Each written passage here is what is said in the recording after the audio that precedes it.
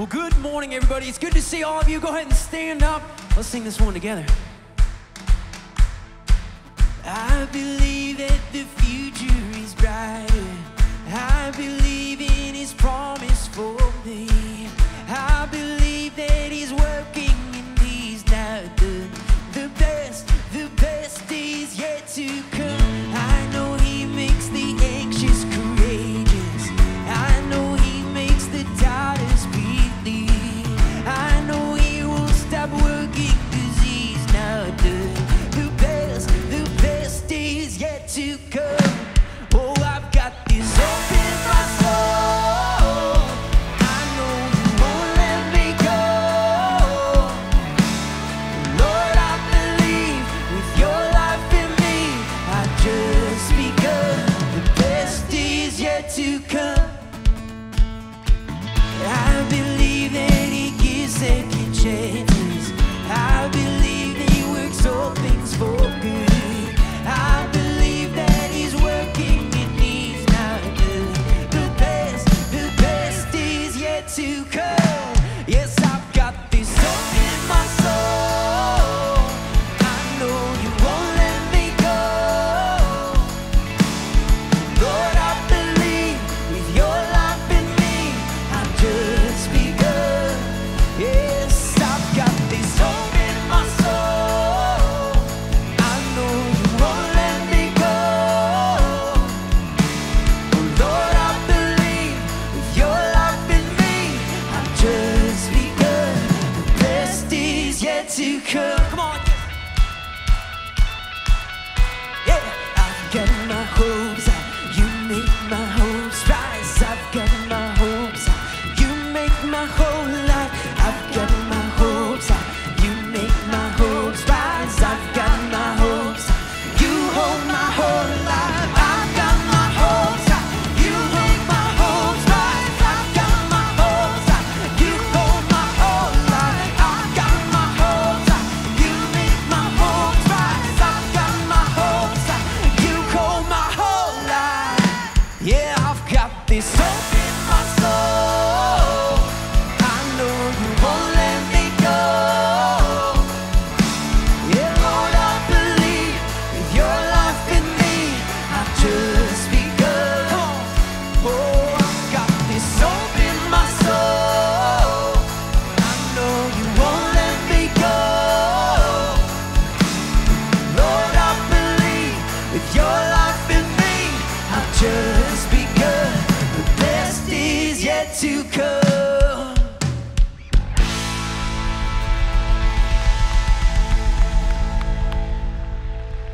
Hey, everybody, how's it going today? Awesome, good to see you, good to see you. Glad you braved the cold this morning. You know, on mornings like this, I wake up and I just wish it was a little bit warmer, and then I remember where I live. In just a few months, it's gonna be like 80 degrees warmer than it is now, so I'm okay with 35 degrees, it's great. Well, welcome everybody. My name's Kenny Conley. I'm the Next Generation Pastor here at Mission. We're so glad to have you here today. If this is your first time or maybe one of your first few times, we're so glad that you're here. We've created a space specifically for you right out in our lobby called The Hub, and it's a great place to ask questions, get connected, find out more about our church, how you can get connected and involved and all sorts of things like that. So we'd love to have you stop by. There's also a card in your seat pocket right in front of you. If you want to let us know that you're here, you can fill that out and drop it in the bucket when it goes by later, or you can take it to the Hub as well. We just love to connect with you guys. A great week to get connected here at Mission.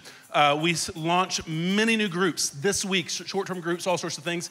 Joel's going to talk about that a little bit later in his message, so it's not too late. If you'd like to get connected, this is a great time to do so. Well, in just a second, the band's going to come up and lead us in a few more songs. But if you will turn towards somebody, shake their hand, give them a high five, fist bump, let them know how glad you are to see them here today.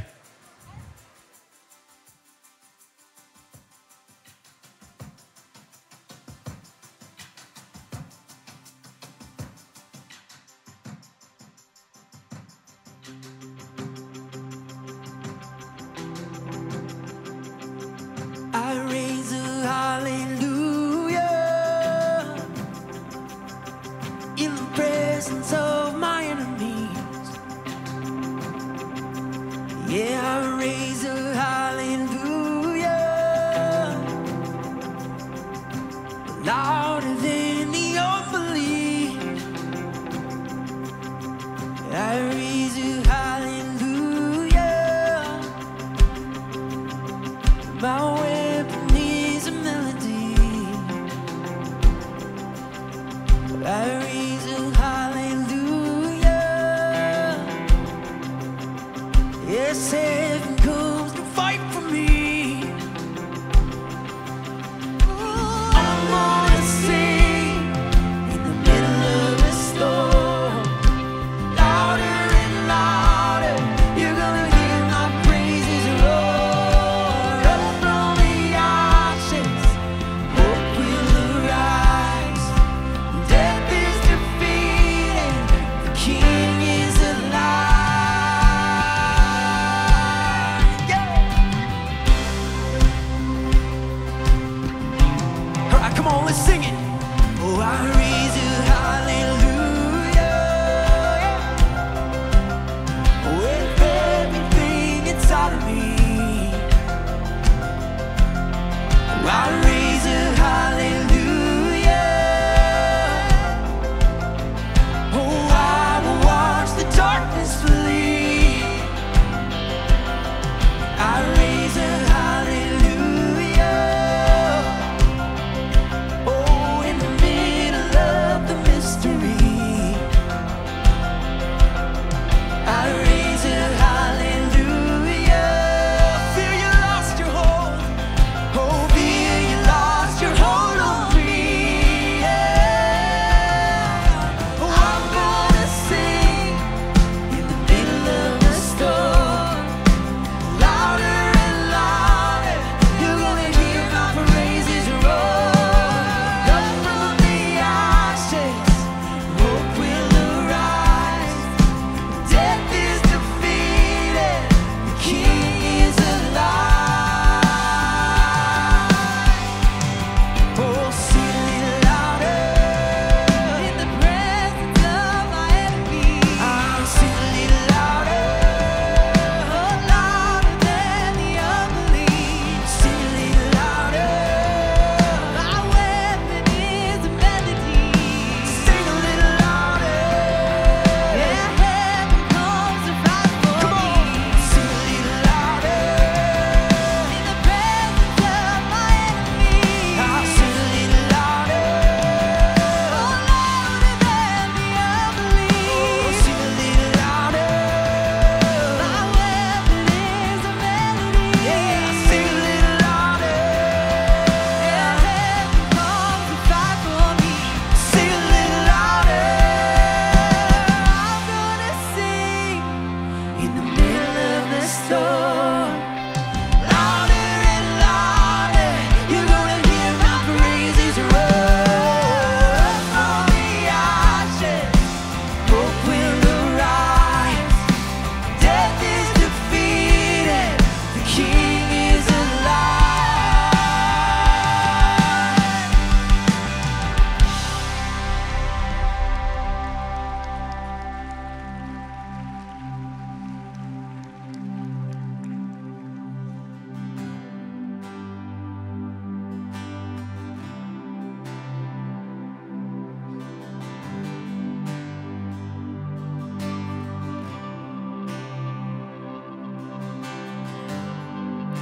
Worthy of every song we could ever sing, worthy of all the praise we could ever bring, worthy of every breath we could ever breathe. We live for you.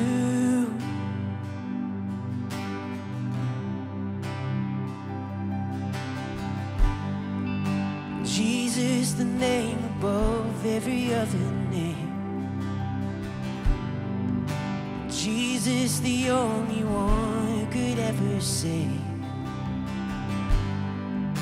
Worthy of every breath we could ever breathe. We live for you. Oh, we live for you. Holy, there is no one like you.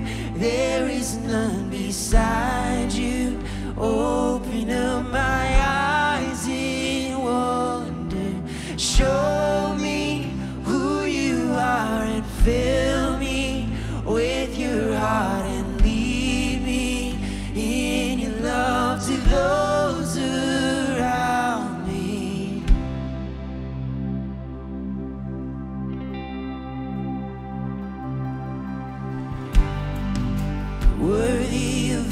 song we could ever sing. Worthy of all the praise we could ever bring, yeah. Worthy of every breath we could ever breathe. We live for you. Oh, Jesus. Jesus, the name above every other name. Jesus, the only one who could ever save. Worthy of every breath we could ever breathe. We live for you. Oh, we live for you. Yeah, holy, holy. There is no one like you. There is none beside you. Open up my eyes in wonder. Show me who you are and fill me with your heart and lead me in your love to those who we sing holy, holy. There is no one like you. There is none beside you. Open up my eyes and show me who you are and fill me with your heart and lead me in your love to those around me.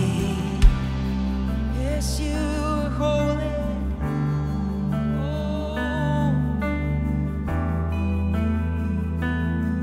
As we sing this next part of the song, this is the real climax of the whole thing, declaring that our lives will be stood upon the foundation of Jesus. And so as we sing this together, let's declare these words. Let's make these our anthem. Here we go. Oh, I will build my life upon your love. It is a firm foundation. I will put my trust in you alone, and I will not be shaken. Come on, sing. I will build my life upon your love. It is a firm foundation. I will put my trust in you alone, and I will not be shaken. Holy, there is no one like you. There is none beside you. Open up my eyes, won't you show me who you are and fill me with your heart and lead me in your love to those who we sing holy, holy. There is no one like you. There is none beside you.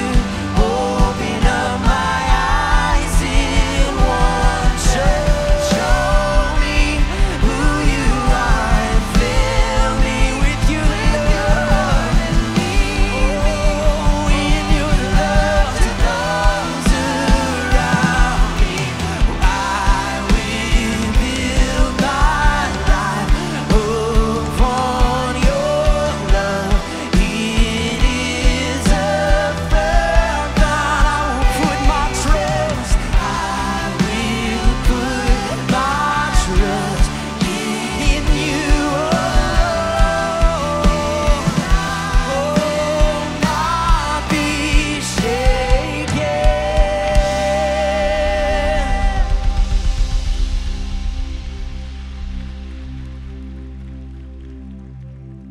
Well, thank you so much for joining us and singing. You can go ahead and grab a seat. And it's a newer one for us, that last one that we were just singing. But there's a line in the chorus that sticks out to me. It says that God will fill us with his heart. we'll go out and spread that love to others. And gosh, that's exactly how it is that God offers this free gift of love through his son Jesus, who proved that love by giving his life as a sacrifice for you and for me on the cross. And when we receive that gift, when we take that free gift that God offers to us, we are filled up with the power and the love of God. And that love overflows from us in and around the people that we see and that are around us. And we have a great opportunity as we continue to worship this morning to do that, to allow that love to flow out of us, to impact and reach the people within our community and within this church. And at this time, I would love to invite forward our volunteers as we give of our tithes and our offerings.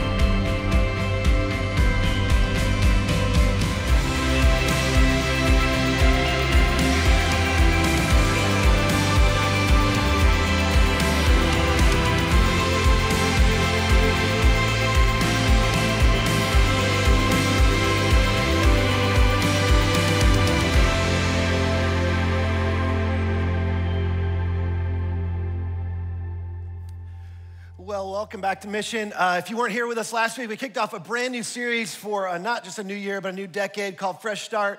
And I know that some of you may be considering a fresh start in some arena of your life, maybe in your faith. And if you're here today for the first time, you came with a friend, we're so glad you decided to come today. I want to catch up a little bit on last week. We started last week with a caution about fresh starts. And it's something that many of us know, but it's not super intuitive, and it's not usually on the forefront of our minds when we're beginning again, or we're starting over, or we make a fresh start. And that is that a fresh start doesn't guarantee a favorable future.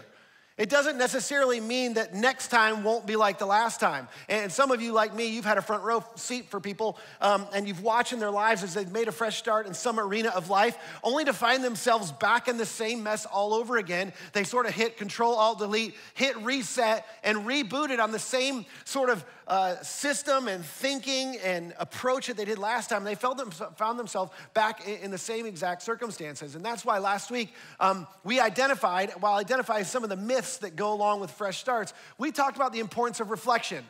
And it's not something we're great at as a culture. We just want to turn the page and go on to the next thing. But looking back, the importance of evaluating, and specifically looking at our piece of the past. If you weren't here last week, before you make a fresh start, you should consider what maybe your piece of the past was. You're gonna see why that's important today, but I gave you some homework. And if you're here today and you were here last week and you didn't do your homework, you have no excuse, because I did half of it for you last week as we were talking through the homework. But I know, because I've talked with several people and got a few emails this week from people who did their homework, and they're making some important discoveries. And here's why that's so important, is because they're discovering some things that were a part of their past that they don't want to be a part of their future. And they're discovering their part in it. Now, before we move forward, I need to update you on the Lego escapades in my house.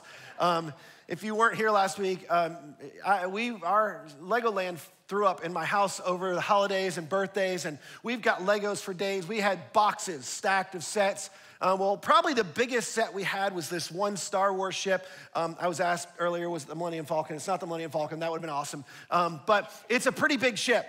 And we were gonna put it together, and the boys decided they were gonna get Jumpstart. And at this little table where we do Legos, they unpacked the box and all of the bags, all the individual bags of Legos, not in the order that you're supposed to, just open them all. And it's this gigantic mess. And then they went and got their other Legos, the Lego set, and brought it out. And I told you last week, when we open a box of Legos, it only gets put together once the right way. And then it just sort of gets swept into the Lego landfill bucket. But we're sitting there, and as I'm trying to help them build this ship, we're getting started, they're literally using the pieces for this new ship to build other things next to me, because they're not patient enough to like wait and help me with building this ship, and I'm trying to involve them, and they're building other things, and it felt like every third step, yes, I was using the directions, and I could see them because we were sitting next to some bright light, so that was awesome.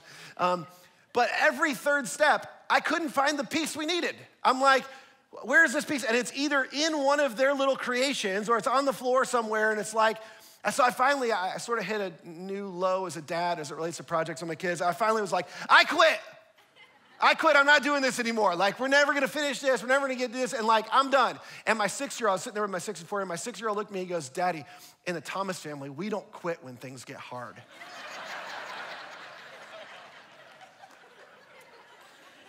Do you hate it when your kids use that stuff on you? It's almost not fair. But this is like what we do in life, right? Like some of us, when things get really, really hard, we just want to quit. We just want to move on to the next relationship. We want to jump out of the job and go to the next career. We want to hit the nuclear button. We want to escape somehow. We want to file bankruptcy, whatever it is. And I'm not blaming anybody or not make anybody feel guilty for doing any of those things, but it's what we go to first because it seems easiest when things get hard. We just want to quit. And many of us have wanted to quit multiple times. In fact, multiple new starts, multiple fresh starts makes you quit faster and faster the next time. But today, what I want to talk about is sort of the most common error when it comes to making a fresh start. And I don't care what the fresh start is. I don't care how significant, how big a category of life or how small. The most common error when it comes to a fresh start is something we've got to address, because what most people don't realize is you were doomed from the start. That you were doomed from the original start. You didn't know this, but last time, as it related to your finances or that relationship or your career, it was in jeopardy from the original start.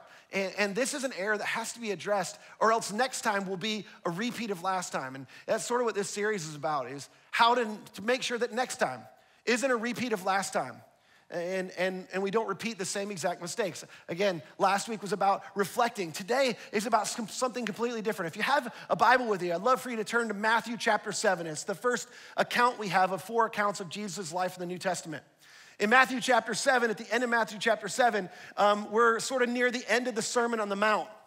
Now, Jesus, the centerpiece of the story of the Bible, by the way, if you're new to the Bible, the centerpiece of the story of the Bible is a Savior whose name is Jesus, who comes to provide the opportunity, and this is what I love about this series, to provide the opportunity of a fresh start for everyone.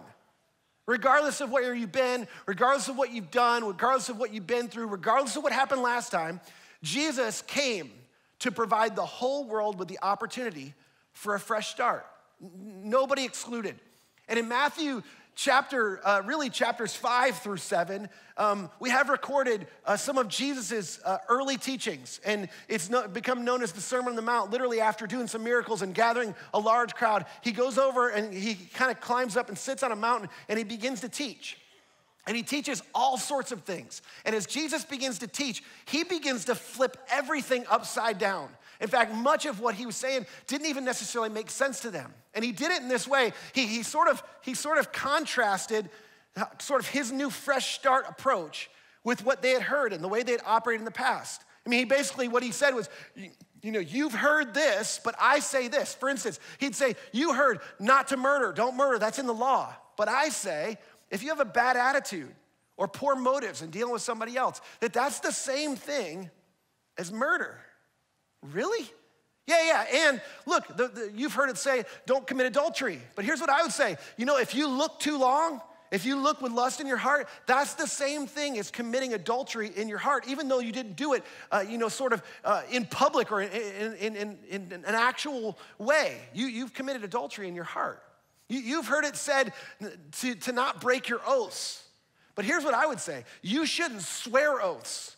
You shouldn't swear oaths to God. You shouldn't swear oaths to other people. And he talks about why that is. And Jesus is speaking sort of in extreme circumstances. And he's sort of flipping everything upside down, and he's addressing things that have become really common to them. In fact, here's a really common one. He said, you've heard it said, eye for eye and tooth for tooth. If somebody steals from you or somebody hurts you, or somebody does something to cause you injury, then you have the right to get back from them what they owe you or to seek restitution. You've heard it said, eye for eye and tooth for tooth. But I say, if somebody steals from you and you lose your shirt on the deal, you should give them your coat too. Which it's like, wait, huh? If somebody steals from me, I should be generous towards that person? Jesus said, yep, you should. And if you think that's extreme, you've heard it said, love your neighbor and hate your enemy. But here's what I say. I say you should love your enemy and you should pray for those who persecute you. You should pray for your persecutors. Now, these early followers are thinking, okay, wait, this guy's extreme, and this doesn't make any sense. Like, why would we do these things? This is counter everything we've learned before. And Jesus, at the end of this, he said, okay, wait, before I lose you, I want to conclude with one final thought.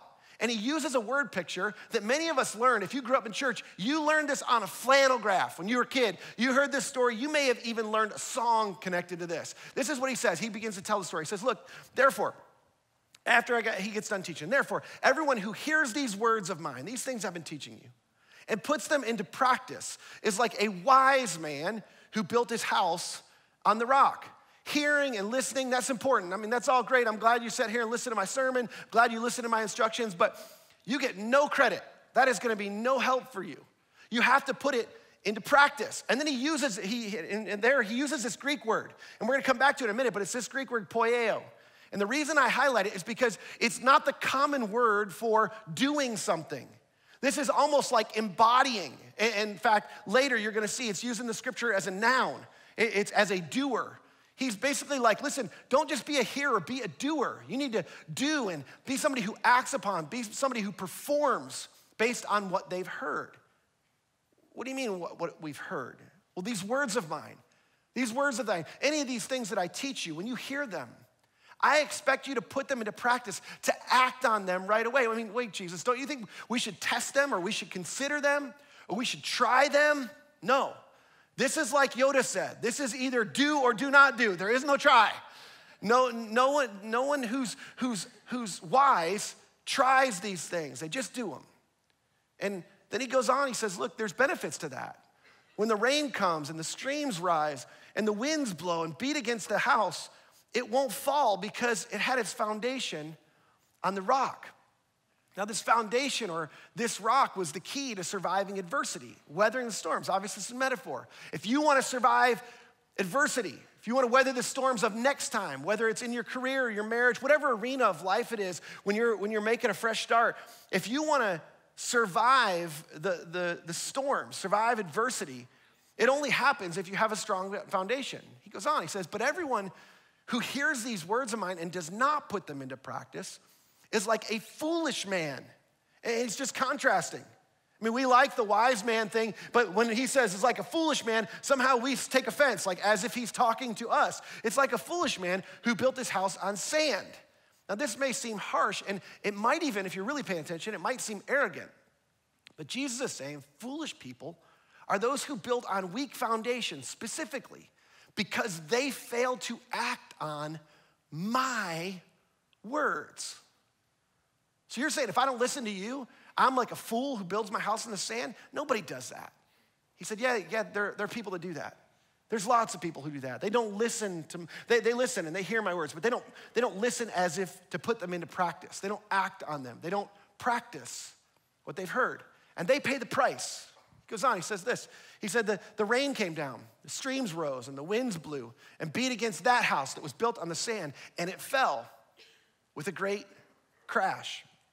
Some of you remember 1992, Hurricane Andrew. It's one of only 5 hurricanes to strike land, Category 5 hurricanes to strike land in the United States. It was in 1992, actually. I was a senior in high school. I'm dating myself now. But I remember when it happened, and just recently read an article talking about some of the effects of that, some of the things that we learned for when the next Category 5 hurricane, I think it was Hurricane Michael in around 2009, hit the U.S. We learned a lot of things from that. But in this article, it was talking about how in Miami, there was a bunch of high-dollar homes, people who spent a lot of money, a lot of wealthy people who spent a lot of money on their homes, who lost everything. Literally, their homes were reduced to rubble.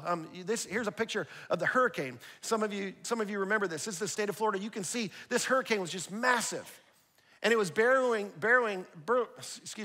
towards these homes and the coast of Miami. And what we learned was that there was a lot of people, a lot of really wealthy people who had built new homes in Miami. And a lot of the neighborhoods, by the way, when after the storm came through, they literally looked like this. Not homes, whole neighborhoods, just reduced to rubble. And there were a lot of people who built these really high-dollar homes on the coast. Here's another picture. And many of them were reduced, again, just to rubble along the coast here. There were some that were built according to code. In Miami-Dade County, there's high-level codes that were built according to code, and they withstood the storm. It's so interesting, though, because there were a lot of people who had the means, they had the wealth, they had the ability to build really strong homes, but they didn't do it. It just goes to show you, this is another sermon for another day. Having a lot of money or being wealthy doesn't make you smarter. If anything, it's the opposite. I've seen a lot of really wealthy people do a lot of dumb things. But the reality is there were people literally who built these huge homes, and then on the north side of Miami, there were 14 homes that were built by Habitat for Humanity that were relatively unscathed while all the homes around them were destroyed. Here's a picture of a few of those homes in this neighborhood. Look at this, right around here in this area, you see these 5 homes. These are all Habitat for Humanity homes, and the rest of it looks like a war zone. Everything else destroyed. And this was true around the area. The question is, how does this happen with Dades County's strict building codes? How does this happen when people have the means and they're building these beautiful, huge homes? Here's how it happens. People foolishly paid inspectors to look the other way so they didn't have to build their house up to code, not realizing that one day it would be like building their house on the sand, and they would pay the price. See, a strong foundation is the difference between surviving adversity and weathering the storms of life and needing a fresh start. Some of us are in need of a fresh start because we weren't able to weather the previous storms that we went through. When adversity came, the truth was things came down with a great crash, and the reality was we needed a fresh start. This is the most common error when it comes to making a fresh start. An original start or a fresh start. The most common error is that people make a fresh start and they build on the same foundation. Here's what I mean by that. I've seen people do this. They start out in a relationship and they have certain values that govern the relationship, stated or unstated. They have a certain approach. They have a certain way of relating.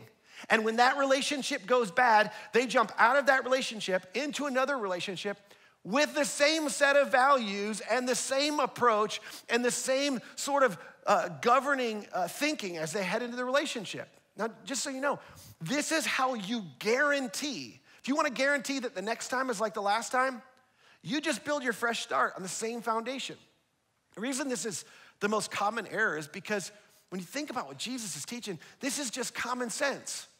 When it came to the crash of last time or the crash of somebody you know, and you watch their relationship or their family or their finances or their career reduced to rubble, when it came to that crash, they knew better, didn't they? When it came to the crash you experienced, you knew better. But here's what we know. Knowing better is not the problem. In fact, knowing better is rarely the problem. Think of our physical health for a second. We all know that proper diet and exercise is what contributes to physical health. Now, there's disease and there's chronic illness and there's genetics, there's stuff like that. But generally, we know the best thing you can do for yourself is have a proper, healthy diet and have a regular regimen of exercise. You don't need a doctorate in clinical nutrition and exercise science. In fact, you can have a doctorate in clinical nutrition and exercise science and not be any healthier. And here's why. This is what Jesus is teaching. If you don't apply what you know, if you eat garbage and you skip the gym, knowing better is no good. It's no good. It's no help. Be honest. Last time, you knew better. But last time, you didn't do better. Here's why. Because last time, even though you knew better, you didn't do better because you weren't convinced that the better you knew was actually better. That what you knew when people warned you, when somebody quoted a verse to you, when somebody tried to give you some advice, when somebody tried to offer you some wisdom, you weren't convinced that they actually knew better. This is what Jesus is saying. He's, look, you've heard it. You knew the information. You knew better. But it wasn't enough because knowing better is no help. Now, this is what I love. Jesus' brother, James, who, by the way, is amazing. That James, he's probably the greatest evidence in the New Testament that Jesus is who he said he was, because we have no record of James really being a follower of Jesus until after the resurrection. It was like his younger brother, or his older brothers claiming to be the savior of the world. Imagine if your older brother claimed to be the savior of the world. You're not following him. You're the last person to follow him. And that was true with James. But after Jesus died, he watched him. He watched his mother's real tears as her son was laid in a tomb, his brother. Then a few days later, he witnessed him along with hundreds of other people. And he becomes a leader in the New Testament church. And he writes, identifying the very challenge as to why we don't do what Jesus says. He says this, he says in James chapter 1, he says, don't merely listen to the words and so deceive yourselves. Do what it says. And he uses the same word poieo that Jesus used. This unique word, personified. He basically says, hey, look, there's two types of people. There's listeners, or Jesus called them hearers. There's hearers and there's doers. That's it. There's no in between. You're either a hearer or you're a doer. And the difference between the two is whether or not you choose to deceive yourself. You see, those who are hearers and not doers, they deceive themselves. These words, they literally mean to cheat yourself with false reasoning. You're like, who cheats themselves? Nobody cheats themselves. I would never cheat myself. I'm not trying to cheat myself into or out of anything. But we do this all the time. We cheat ourselves unwittingly through false reasoning. See if this sounds familiar. You've heard this said. Somebody said, my situation is unique. You know, God knows my heart. God knows my story. My situation's different. If you could hear my story, if you knew my story, you would know those verses, those ideas, that wisdom, that thing you're trying to tell me, that warning you're trying to give me, it doesn't apply to my situation. God knows my heart. God knows I love him. God knows I want to honor him. And I know that what I'm doing is what I should be doing. My situation's unique. Or maybe that doesn't apply to me. Come on, the Bible's outdated. Do you know how long ago that was written? And in fact, not only that, it was God, those were God's words written to somebody else in a different culture. Now, if God showed up and gave me that warning or gave me that instruction in 2020, I mean, I would listen to that. But when I show up and read that verse to you, that is God delivering that wisdom to you in those moments. You may think the Bible's outdated, but the difference is you cheating yourself with false reasoning like that. Oh, that doesn't apply to me. Or this is one of my favorites. I know what I'm doing. I know what I'm doing. I've been through this before. Yeah, you've been through this 5 times before. That's why I know you don't know what you're doing. You don't know what you're doing. You think you know what you're doing. You think you're because you've been through this before, you know what you should be doing. But as we said last week, It's a myth that experience makes you wiser.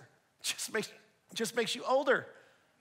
And actually, the more experience you have, going in the wrong direction actually indicates that you're really foolish, because you continue to build your life on the same foundation over and over and over, and you experience the same sort of results. The difference is in who you trust. And you gotta be careful, because if you're trusting you, if you're trusting your reasoning, you're trusting your intuition, you will cheat yourself through false reasoning. Yeah, but I know, but I just need to follow my heart. You've heard that before, right? Like, you need to follow your heart. I mean, that's how you should make decisions. I mean, you should know in your heart. I mean, just follow your heart. Whatever your heart tells you, that's what you should follow. Jeremiah says this. He says, the human heart is the most deceitful of all things and desperately wicked. Who knows how bad it really is? That's what's true about your heart. Some of you go, no, I don't believe that. I mean, that's old too. And most people are good. I mean, there's a country song about that. It's gotta be true, right? Like, I believe most people are good. I mean, that's gotta be true. Nope. History tells us differently. All you gotta do is look at lawless societies. All you gotta look at is evil dictators. Cultures have shown us how wicked people can be. It's not a question of whether people are good or not. It's a question of who we're trusting in, what the foundation is. When you have societies that have strong foundations, that are founded on strong things, this is not a political message, that are founded on strong things that people actually build the society on. When there's law that's built on truth that guides people and societies and communities, strong communities are built. It's not because people are good. But before we get too sort of big and grandiose, let me just ask you, how about you? I mean, you say you just want to follow your heart, but isn't it true that your heart deceived you last time? I mean, that's how you got in the situation that you're in. You followed your heart, and now you're needing a fresh start. Maybe you should at least consider that there's something better to follow than your heart. James continues, he says this, anyone who listens to the word but does not do what it says is like someone who looks at his face in a mirror. He gives us a new metaphor. I don't know if he's trying to one-up his brother with the metaphor thing or not, but they're in the same topic. He's saying, okay, my brother talked about the house built in the sand. I think it's like somebody who looks in a mirror, and and after looking at himself, they go away and immediately forget what they look like. This is what this is like. You wake up in the morning and you go in your bathroom, and some of you have a mirror like this, one of these god-awful mirrors that like shows you like your face really close up. And you wake up in the morning and you sit down at your vanity and you look into one of these things because that mirror is not good enough. You look into one of these things really closely, and what do? You look at it and you go, yikes, right? You look in the mirror and you look at it, and you have this terrible mirror, not so that you can admire your gigantic pores or to inspect your nose hairs or marvel at your blemishes on your face. You look into one of these mirrors so you can do something about what you see, right? Here's what James says. It's like having one of these.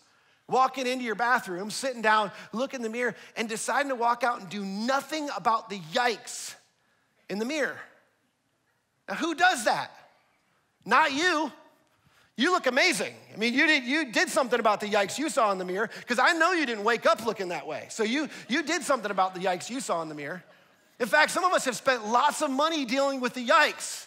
I won't say who in our household, but we spent a lot of money dealing with the yikes.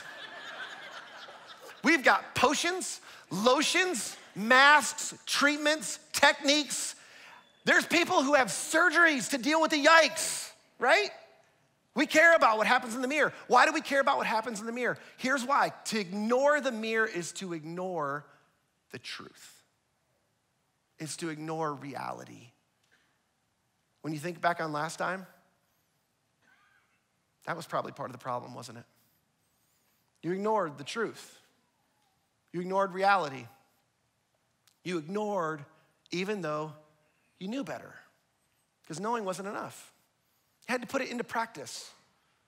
James continues, he says, look, just the opposite of that is this. Whoever decides to look intently into the perfect law and he substitutes for the mirror, the perfect law, who's he talking about? He's talking about Jesus. The reason he's talking about Jesus, this perfect law, is because Jesus came and he self-proclaimed himself as the truth. He came to fulfill the law. He was the consummate truth, the way, the truth, and the life. He said, whoever looks into the perfect law that gives freedom, that's what Jesus came to do, provide freedom for us, and continues in it, not forgetting what they have heard, but doing it. Those people who find freedom from their past in the perfect law of Jesus, in the perfect work of Jesus, by building their life on the words and the authority of Jesus. Those people, look, they will be blessed in what they do. Now, do you know this is what I hear more often than not from most people is what they want to know is, how do I get to experience God's blessing in my life? Like, how do I get God to bless my career or my business or my finances or my marriage or my family? Because there's sort of this sense of like, I know that there's somebody more in control and I want to experience God's blessing. James says, here's how you do it. You look intently. You keep your eyes focused on Jesus, who is the author and the perfecter of our faith, and he's the author and the authority of life. And if you'll keep your eyes focused on him and you won't forget what he says, when you measure his words against your life, it's like looking into a mirror. The mirror doesn't lie. And the truth of Jesus, it does not lie. And in that mirror, in the perfect truth of Jesus, we find freedom from our past and we find blessing in our future. The truth is that's the definition of a fresh start. Many of us are looking for freedom from something in the past. We're looking to move on from something in the past. Jesus came to help you move on from what was in your past to a fresh start, but also he wants to bless you in the future. It's the difference between Jesus as Savior and Jesus as Lord. Jesus as Savior and Jesus as Master. And he has to be both. If you want Jesus to just be Savior you want to build your life in the future on the same thing that you built your life in the past on, you're going to experience the same results you experienced in the past, which leads me back to Jesus' teaching. Some of you would say, you'd be like, yeah, but some of this stuff I read, it doesn't make sense. It's the opposite of the way everybody else leaves their life or leads their life. It's sort of countercultural and counterintuitive, and it doesn't really make sense. But you know, at the end of his teaching, back in Matthew chapter 7, when Jesus finished teaching the Sermon on the Mount, teaching these things to them, the crowds were amazed at his teaching. They were amazed at what he taught, even though much of it didn't make sense to them. Here's why they were amazed, though. They were amazed for he taught with real authority, quite unlike their teachers of religious law. They were amazed, but not by the style of Jesus' teaching, not by his insights, not by his stories, his illustrations, or even his words. They were amazed by his authority, the authority he spoke with, and the authority with which he instructed them to build their lives on his words. Remember how Jesus began? He said this, he said, everyone who hears these words of mine and puts them into practice. See, it's not about the words, and it's not about the practice. It's the fact that the source of the words and the source of the power that helps us to practice and carry out those words, the author of those words, is the one who's the author of life. He's the one who's the authority on life. So here's the question. Who's the ultimate authority in your life? Who or what are you trusting in most? Who have you given ultimate authority to in your life, in your marriage, in your finances, in your career, as building your business, in your fresh start? Whatever or whomever that is, by default, is the foundation that you've built your life on. And ultimately, it's what that area of your life or what your fresh start will depend on is the foundation of the one or the thing that's the ultimate authority in your life. This may be why last time was doomed from the start. You depended on something, or you depended on someone who wasn't dependable in life. They weren't somebody that when the winds blew and the storms came and life intensified, it wasn't somebody that could keep you from the crash. And when all of that happened, the crash is exactly what you experienced. You found yourself right smack dab in the middle of it. So here's the point for today. Here's the sort of practical application, and here's where we're gonna finish. The question is, what does your fresh start depend on? What does it depend on, really? Or maybe a better way to ask that is, who? Who does your fresh start depend on? Because when you answer that question, you're gonna find out whether or not the future or next time is different than the last time. You need to be honest with yourself. Is it you? Is it your experience? Is it your resources? Is it your intuition? Is it following your heart? Because if it is, that's more than likely what you did last time. And next time will simply be a repeat of last time. My wife and I were out to dinner recently with some friends of ours who were dealing with a really challenging situation with one of their kids. He went through a significant trauma not long ago, and we didn't know this was a couple years back, but since then, they've been dealing with some emotional and even some mental challenges with him.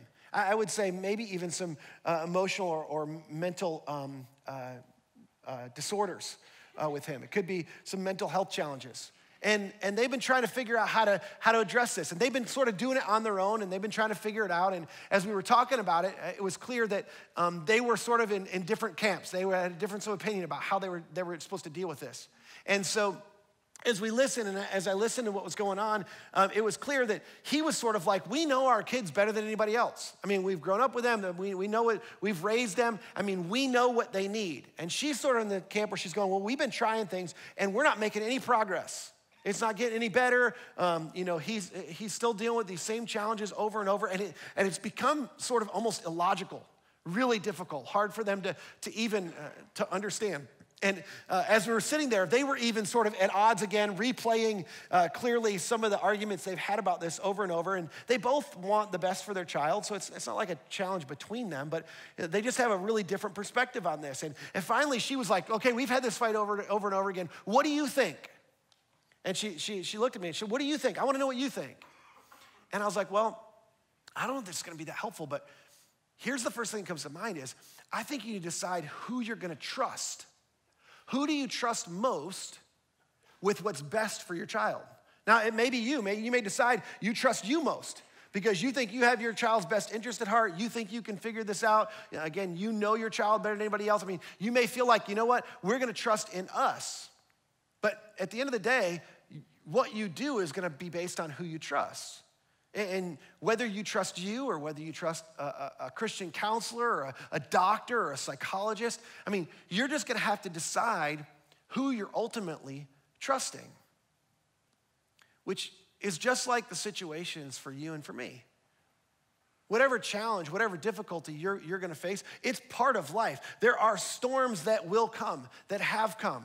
At the end of the day, the future is based on the foundation that you lay. It depends on what you're trusting in. Your foundation, what you're depending on, is really what you're trusting in. And here's the thing, Jesus is the authority when it comes to life. He's the authority when it comes to fresh starts. He's the authority when it comes to relationships. He's the authority when it comes to purpose. He's the authority when it comes to all sorts of things. And I know this is gonna step on your toes, but you are not the authority. You're not. And if you wanna be the authority, that's fine. But the thing is you shouldn't expect next time to be any different than last time if you're gonna be the ultimate authority of your life again. The next set of storms will lead to the same sort of results in your life. If you're really, really honest, come on. Last time, you depended on you, didn't you? Last time, you depended on your intuition. You depended on your reasoning. You depended on what you thought was best. You depended on your perspective, your approach, your desires. The truth is, you let you down. That's what happened. You depended on you and you let you down. When it comes to a fresh start, here's my question. What will your life and relationships and career and finances depend on when you face the storms of life? Whether you're beginning a new fresh start or you're just continuing as you begin a new year. Some of you would say, well, nothing's crashed yet, and I mean, everything's been going okay. But here's the thing, if you're gonna depend on you, that in the end, if it depends on you, the responsibility is on you. And many of us have built things based on our intuition and our wisdom and our reasoning. Here's what James says. If you do that, you cheat yourself with false reasoning. Jesus says, here's the thing I'm offering you. I not only want to save you from the past, I not only want to rescue you and free you from your past, I want you to experience my ultimate blessing in the future. I want you to experience your Heavenly Father's best for you in your future, in your career, in your marriage, in your finances, in your family, in your social life, in your personal life, what happens on the inside and what happens on the outside. But it only happens if you choose to build your life on me, Jesus says. I am the way. I am the truth. I am the life. I want you to trust fully in me. That's the invitation. Yeah. Here's the thing though. The reason it gets a golf clap, by the way, I'll just say this real quick. The reason it gets a golf clap is not because it's not a good big crescendo to the sermon. The reason it gets a golf clap is because we're kind of like, yeah, that sounds really great for somebody else. I'll trust Jesus with my eternity. I'll trust him with what happens after I die because I have really no control over that anyway. So yes, Jesus is gonna give me eternal life and I'm gonna get to live on golden streets in a big mansion in heaven somewhere. I don't know what that's gonna look like, if that's even true, but if I got a hope of that, I'll trust him with that. But what about tomorrow? What about your bank account? What about your marriage? What about your kids? Come on. How are you gonna trust God with eternity, which is so much bigger, so much longer, so much more significant? And you don't trust him with your reality today. Don't be the person who builds their house on sand. Don't be the person who looks in a mirror, walks away as if they didn't even see what they saw in the mirror. Jesus said that's a sure way to ensure that the next time is just like the last time. My prayer is as you make a fresh start, you'll choose a new foundation for your relationships, for your career, your finances, for your life. Let's pray together. I want to pray for somebody who's here today who's, if they're honest, they love to come to worship. They love the teachings of Jesus. They love hearing the words. They've committed a lot of Bible verses to mind. But when it comes to actually depending on things that may or may not make sense to them, when it comes to doing with what they've heard, it becomes difficult. God, I pray as we sing this song again, as we conclude with this song, I pray for many, many, many, many people who are here today. This would be a declaration. It would be a stake in the ground day. Today would be a stake in the ground day where they decide, you know what, from here forward, going forward, I'm gonna build my life on the truth of Jesus. And I'm gonna choose to trust in the words of Jesus because he came to save me from myself. And he gave his life to ensure that I would be freed from my past. He displayed his love on the cross to make sure I could experience a blessing in the future. And I'm gonna build my life on the foundation of his truth, driven by his love for me. And I pray this in Jesus' name, amen. Will you stand with me as we sing and declare this together, the end of our service? Let's sing this together. I will build my life upon your love. It is a firm foundation.